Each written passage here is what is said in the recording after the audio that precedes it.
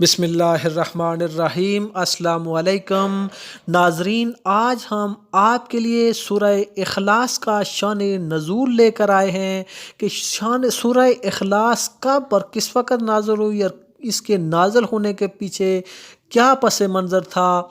تفسیر کبیر میں امام رازی رحمۃ اللہ علیہ سورہ اخلاص کی تفسیر بیان کرتے ہوئے 3 قسم کے اس میں شان نزول بیان فرماتے ہیں۔ حضرت ضحاک رحمۃ اللہ علیہ نے پہلا شان نزول منقول کیا ہے کہ جب مشرکین نے عامر بن طفیل کو حضور صلی اللہ علیہ وآلہ وسلم کے پاس بھیجا۔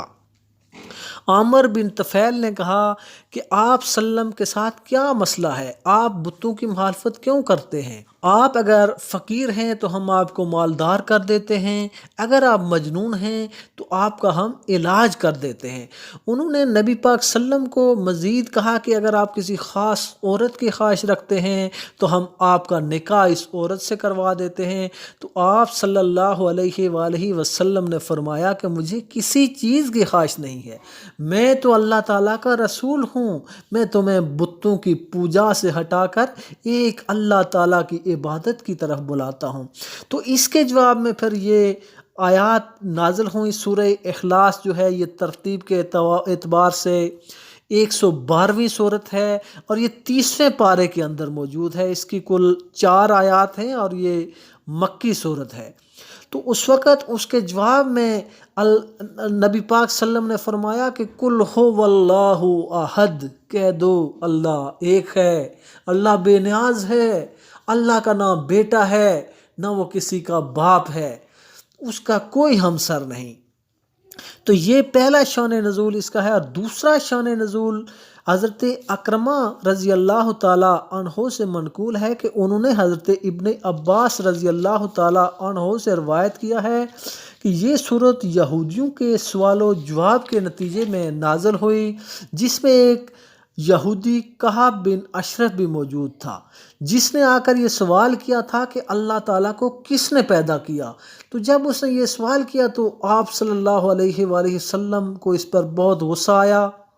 تو آپ صلی اللہ علیہ وسلم نے اس کے جواب میں پھر فرمایا کہ قل هو اللہ احد، اللہ ایک ہے۔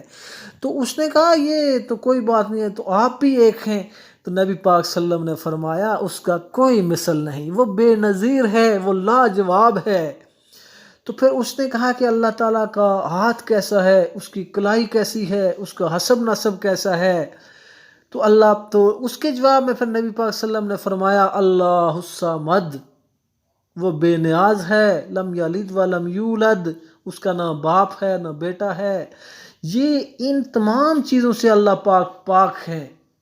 تو یہ اس کے جواب میں یہ صورت نازل ہوئی۔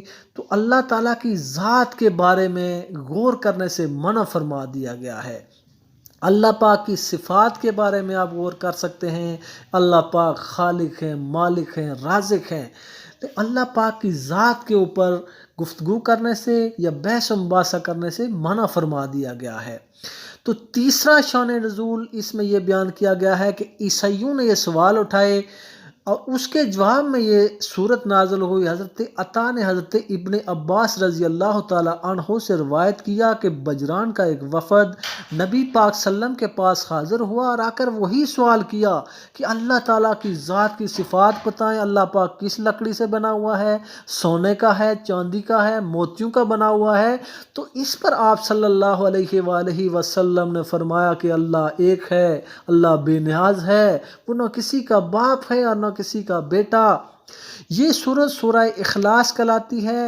اخلاص کا مطلب ہوتا ہے خالصتاً اللہ پاک کے لیے عبادت کرنا۔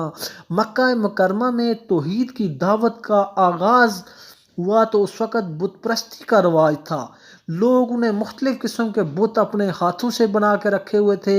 کوئی کہتا تھا یہ رزق کا بت بنایا ہوا تھا، کوئی اولاد کا، کوئی صحت کا۔ تو یہ مختلف قسم کے بت انہوں نے بنا کے رکھے ہوئے تھے۔ تو نبی پاک صلی اللہ علیہ وآلہ وسلم نے آ کے توحید کا درس دیا اعوذ باللہ من الشیطان الرجیم بسم اللہ الرحمن الرحیم قل هو اللہ احد اللہ الصمد لم یلد ولم یولد ولم یکن لہ کفوا احد۔